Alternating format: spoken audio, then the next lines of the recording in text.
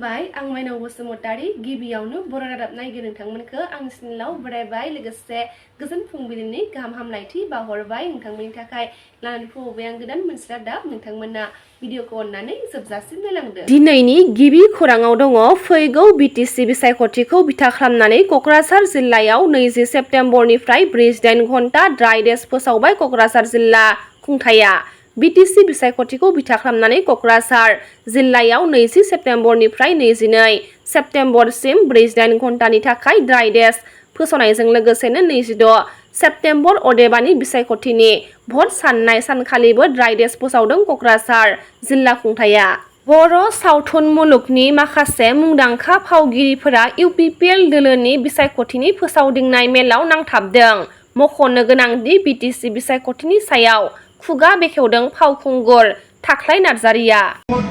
गिबियावबो साफ्रोमखौबो जोंनि बिटिसि हालामाव थाग्रा आइ आफा बिदा फंबाय मोननिसिम आंनि खुलुमनाय सिबिनायखौ गिबियावनो जासिग्रोनाय जाबाय। जोंनि बेयाव नुजाफैनाया जों बिसेसकय जिउआव मोनसे गोजोननाय मोनदों प्रमद सारनि जे जोंनि आर्टिस्टफोरनि फारसे अननाय होनाय जे जोंनि आर्टिस्टफ्रा आगोलाव जोंहा जेबो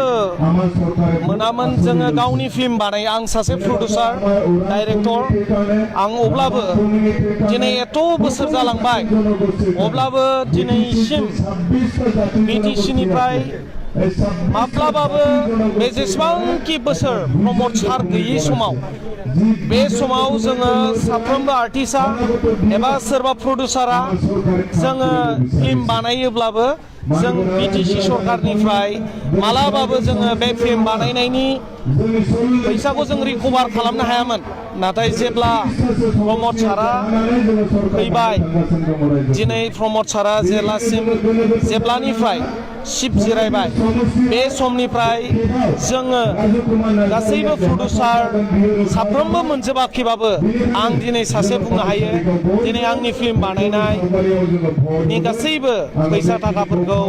दिनै बे सरकारनि समाव मोनदों आरो आंल' नङा साफ्रोमबो दिनै मोनदों। बे बिथांमोना हयथ' ससियेल मिडियानि गेजेराव नुजायाखै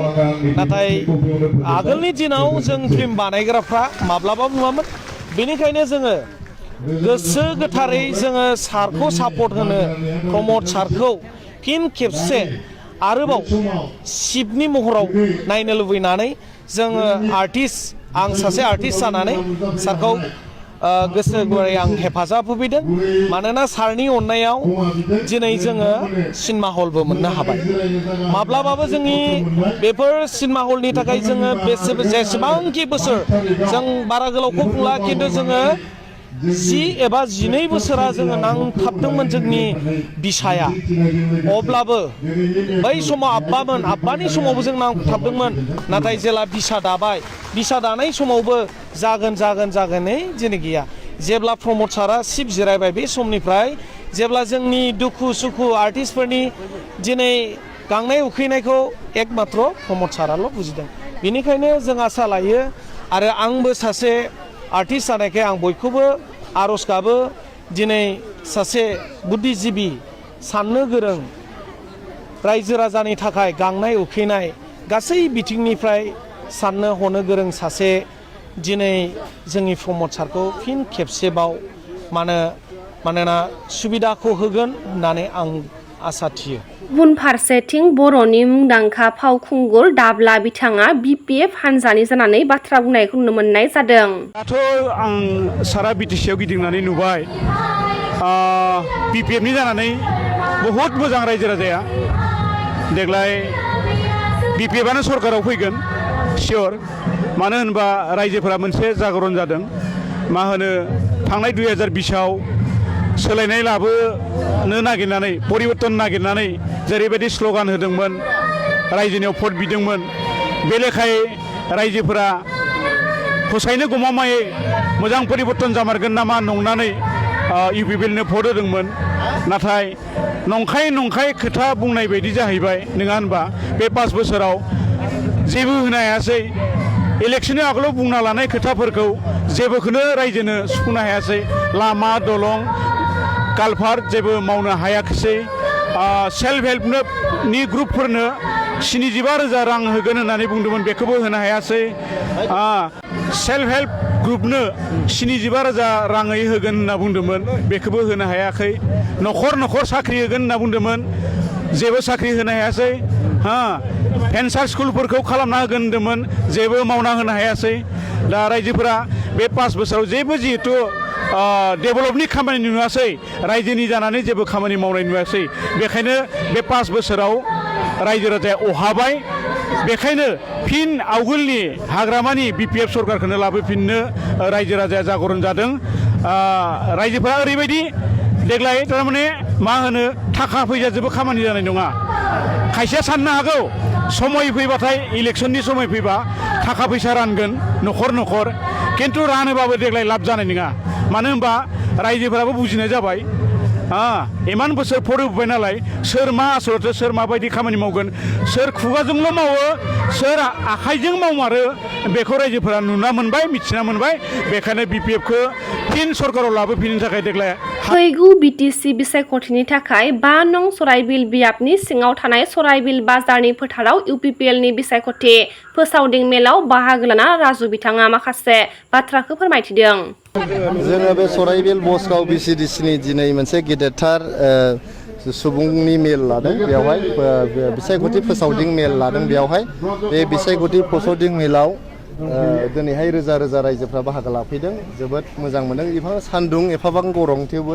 बाव पेन्डेलबो गैया जेबो गैया रायजोफ्रा इसिबां जे बाहाय धैर्य हमनानै थाफैदों रायजोफोरनिसिम गोसो गोरबोनि साबायखर जासिहरबाय रायजोफ्रा दिनैहाय जे बेबायदि आंखौहाय आशीर्बाद होफैदों बिथांमोननिसिम गोसो गोरबोनि साबायखर आरो बिथांमोना जे दिनै प्रमद बर' सारनि मोजां खामानिखौ मावनायखौ नुनानै आरो UPPLनि निति आदर्शखौ मोजां मोना बयबो सराइबिल समस्तियाव ट्रेक्टर सावगारियाव भट होनो थाखाय सिगांबोदों बेनो जे फोरमान जे जोंनि बिटिआर ओनसोलाव सान्थि फैनायनि थाखाय बयबो न्याय मोननायनि थाखाय आरो जेरैबो बिथिङाव जौगानायनि थाखाय दिनै बयबो प्रमद बर' सारखौ फिन खनसेबाव बिटिआरनि सिफ बानायनो बयबो थियारि जाबाय थारैनो गुबुन गुबुन दोलोफोरा मा जामारदों जिहेतु जोङो नुबाय थादों दिनै UPPL हान्जायाव बयबो लोब लोब जइन जाफैदों बयबो आखाइ हमफैदों बे मोनसे जिनिसनि थाखाय जे दिनै बिटिआर ओनसोलाव जे सान्थि जाबाय बयबो आलो गोजोनै ग्रें ग्रें रायजो जानो हाबाय आरो दिनैहाय जोंनि गथ' गथाय बयबो जोंनि NDFBनि बिदा फंबायफ्रा न'आव फैफिनजोब्बाय गावनि न'खरजोंहाय ग्रें ग्रें रायजो जाफैफिननो हाबाय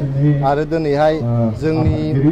जौगानायनि जे हार बे हारा गोबारै जोङो गोख्रैयै खारगासिनो दं बेनि थाखायनो दिनै बयबो बिटिआर ओनसोलाव UPPL हान्जाखौनो फिन खनसेबाव सरकाराव लाबोफिननो प्रमद बर' सारखौनो फिन खनसेबाव सिफ बानायनो थाखाय बयबो थागथियारि जाबाय